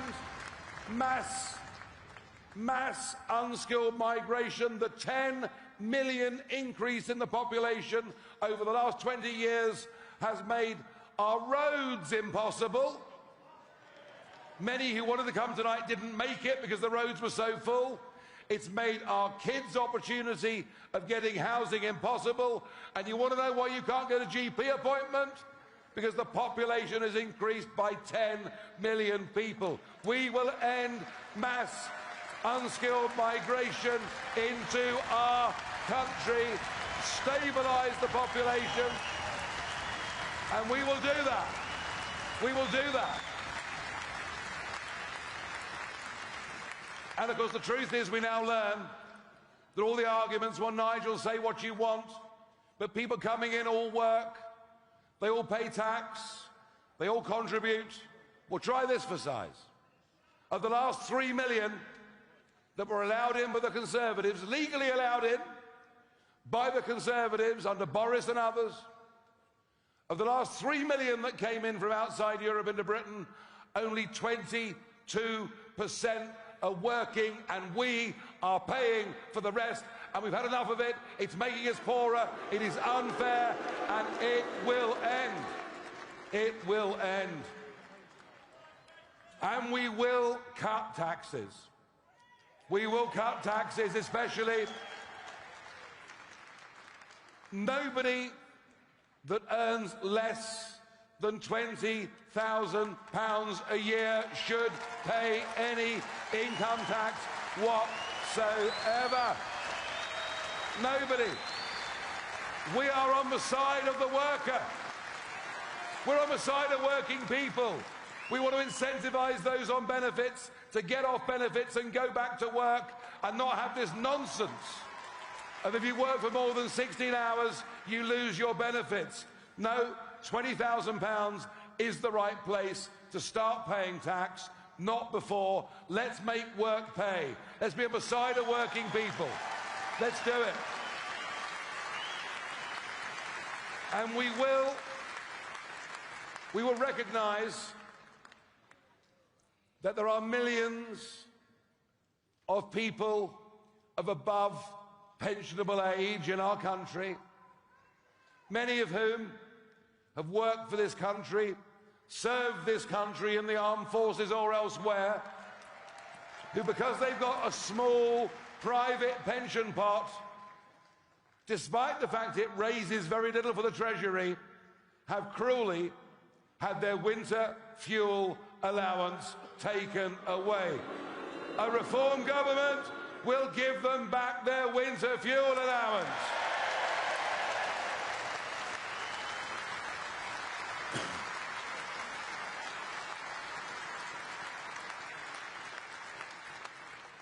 Inheritance tax is frankly wrong at every level.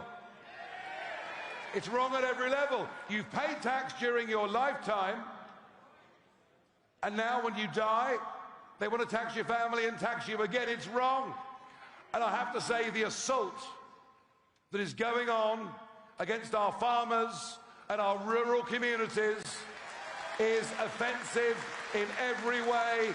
It is disgusting, it is disgraceful, and we will abolish inheritance tax once and for all.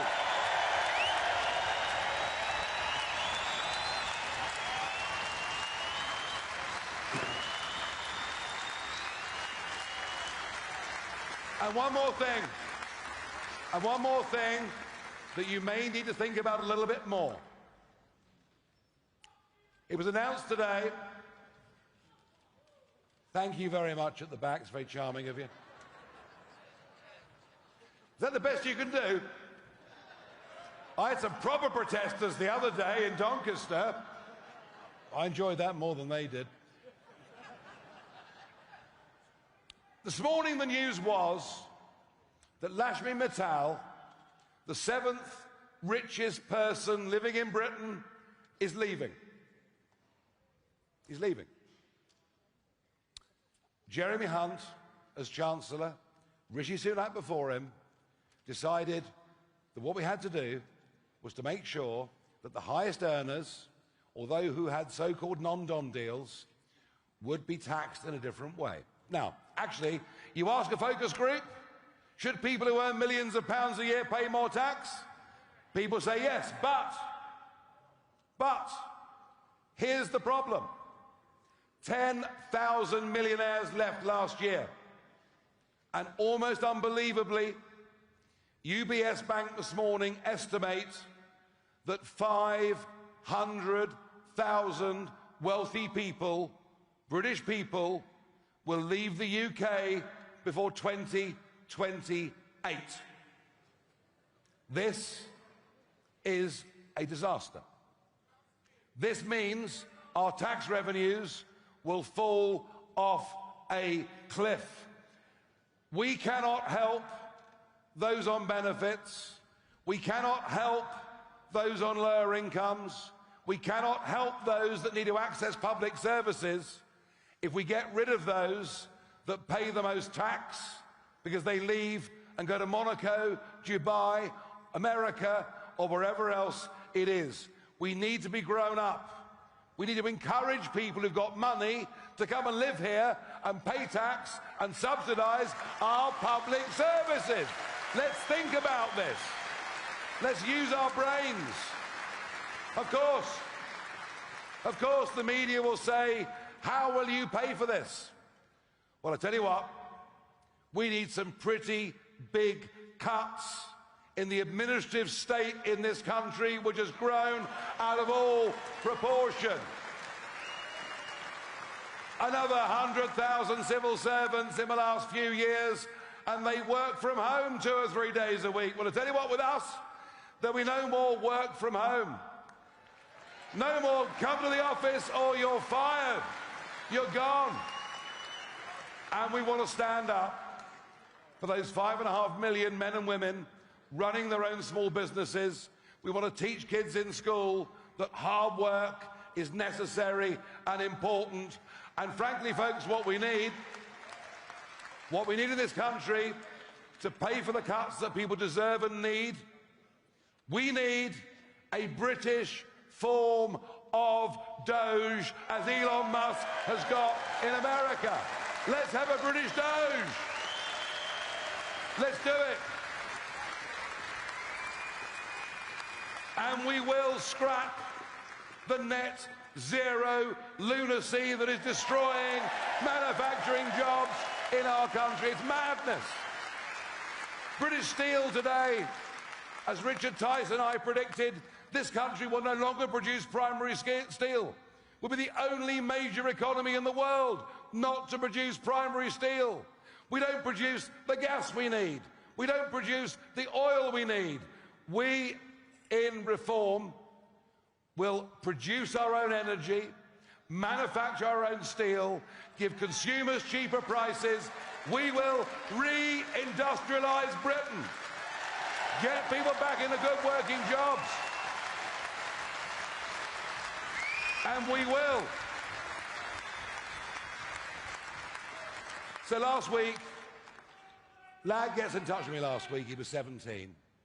He said, look, I'm standing to be head boy in the school. Would you give me a video endorsement? I thought, I love the cheek of the guy. It's pretty cool, isn't it, really? In fact, I often get asked for this sort of thing, and there was a girl a few years ago that asked me for a similar message, and she now works for us in Parliament. So I give a big endorsement to this guy. Turns out that the academy school that he's at, a few days later, the teacher in charge of the school elections for head boy disqualified him as a candidate.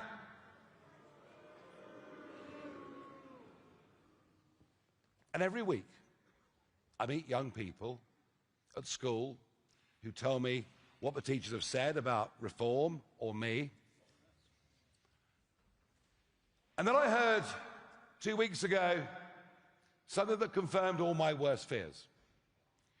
The National Education Union, the biggest teaching union in Britain, led by a Marxist who says that Britain is an inherently racist and bad country. And they want teachers to indoctrinate our kids about how awful we are. They want our kids to be ashamed of everything that was done by our grandparents, our great-grandparents, and those that went before in 2 world wars and much else. And we, unlike the Conservative government or the Labour government, we have the conviction, the love of country, the courage to stand up and say, we are proud of our country. We are proud of its history. We will stand up and defend that to anybody. And we will. We will. We will go to war with the teaching unions that are poisoning the minds of our kids. We won't have it. We won't have it. So these are all the things that we want to do. But first we have to clear the hurdle of the 1st of May. Now look, I'm furious that 5.5 million people have had their vote denied as a result of collusion between the Labour and Conservative parties. Particularly unhappy in Essex, where we have 2 MPs and we would have won the council. But there's no point moaning, because in life you have to deal with the hand of cards that you have been dealt.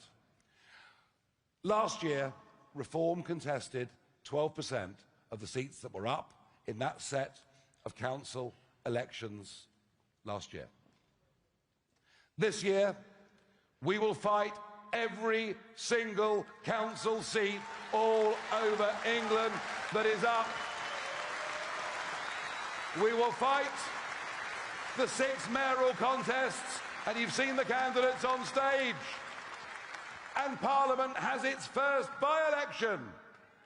The Runcorn and Helsby by-election will be held on the 1st of May, after, as David Bull said earlier, the Member of Parliament for that constituency decided the best way to engage a constituent at 2 a.m.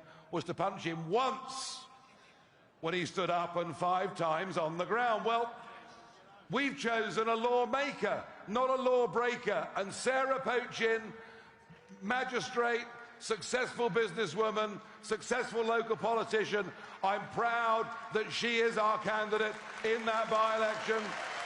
Very proud. And it's Labour's 16th safest seat in the country.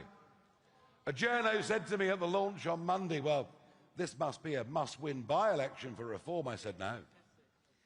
I said, it's a must-win by-election for Keir Starmer.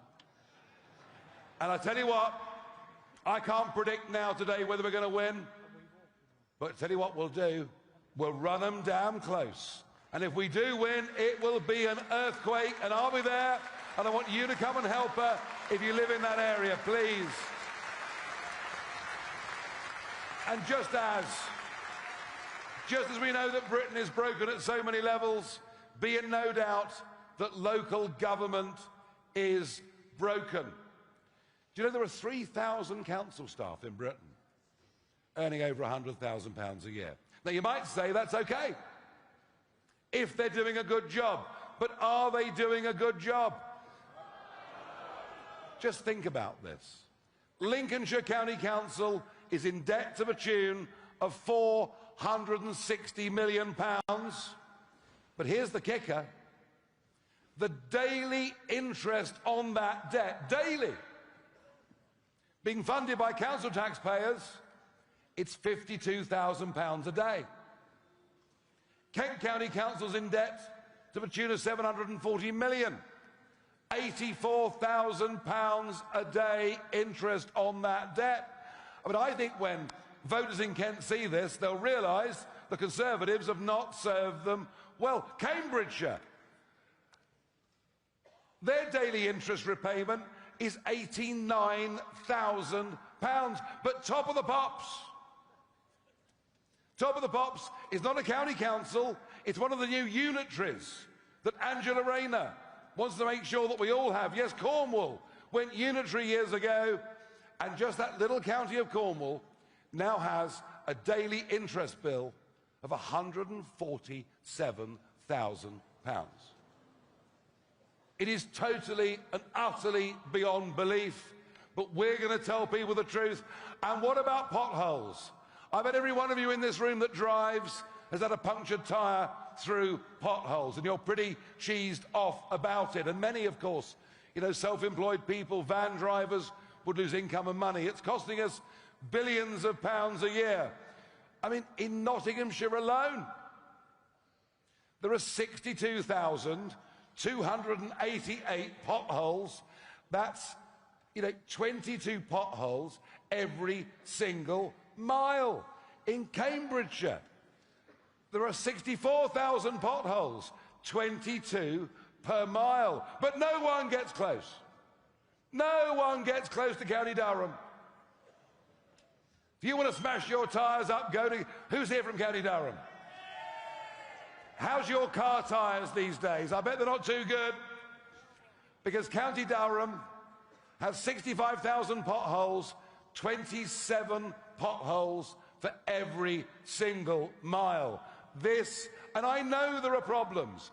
I know central government gives the counties and unitaries less money. I know that social care is a growing problem. But what all these numbers tell me on debt and on potholes is that, frankly, these councils have been asleep at the wheel. They've broken their counties, and reform is going to come in, and we are going to fix it. We are going to fix it. And the money, the money they're wasting. Kent County Council spent 330,000 quid on a cycle to work scheme for their own staff. Cambridgeshire County Council went nearly 600,000 over budget, building a waste recycling centre. Lancashire, oh, I love this one. Lancashire County Council spent £520,000 on a 4-year contract for ergonomic chairs for their own staff. Anyone know what an ergonomic chair is? I'm not sure that I do. Oh, you'll love this. Oh, you'll love this if you're from the West Midlands.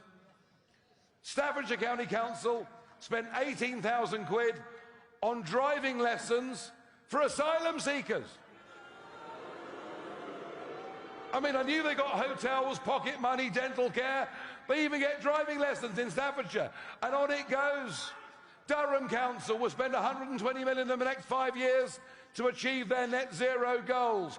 Oh, no, they won't, because we're going to win Durham Council and cancel those contracts.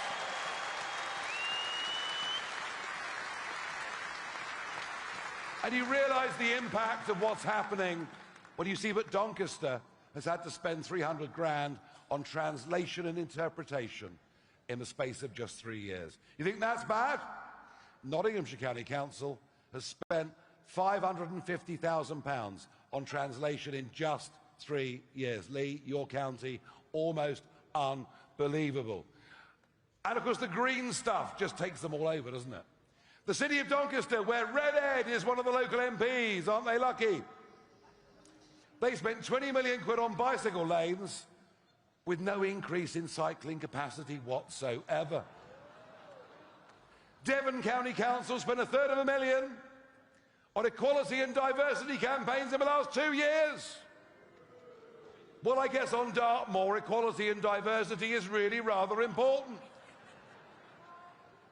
Shropshire spent £1,000 a day on a pothole consultant, yet has some of the worst pothole numbers in the country. Well, just come and see us and we can give you an answer. Because that's what we're trying to do. And the list goes on and on and on. We are fighting that election on May the 1st. I have been dedicated to it since the 5th of July. This is our first big hurdle. And we have to clear that hurdle. And clear that hurdle well. Just as we have to clear hurdles in the Welsh and Scottish Parliament elections next year and parliamentary by-elections that come. Nobody is pretending that any of this is easy. It isn't. We are taking on the vested interests. We are taking on the establishment. What we've done already is truly historic. But I believe our potential as the voice of the silent, ignored, put upon, and frequently insulted silent majority of this country. I believe that we are their voice, and I believe that we can make history in a way that perhaps has never, ever been seen before. When we win these county councils, we'll send in the auditors, we'll get rid of the fraudulent contracts, we'll cut spending, we'll do our utmost to fulfil all of our promises. And if we do those things, it will take us on. It will take us on to a general election which will come in 28 or 29, where we genuinely will try to make a piece of political history the likes of which has never been seen before. There are some who think that maybe I'm ridiculously ambitious, but I believe we can do this. Do you believe we can do this? Will you support this campaign leading up to May the 1st to help us clear this first major hurdle? Will you support our local candidates? Will you go out and campaign, knock on doors, deliver leaflets? Will you stand up if you believe what we're trying to do? Candidates particularly. These are our candidates. These are our people, all of you. We can do this. We are going to do this. We are going to make history, and each one of you is a part of it. Thank you very much indeed.